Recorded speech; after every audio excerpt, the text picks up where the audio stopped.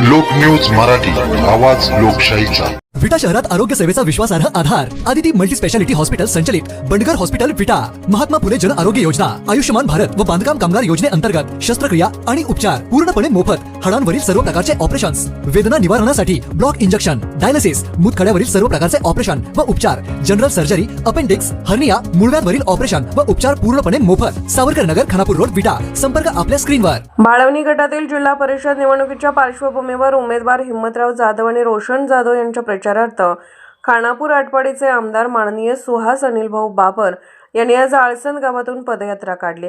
मुख्य शिवाजी चौकातून सुरू झालेली ही पदयात्रा भीमनगर परिसरात दाखल होत असताना एक लक्षवेधी घटना घडली।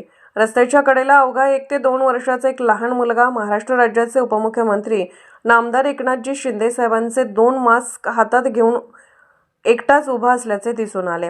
या लहान मुलाकडे आमदार सुहास बाबर यांचे लक्ष गेल्यानंतर त्यांनी तात्काळ पदयात्रा थांबवत त्या चिमुकल्याला उचलून घेतले।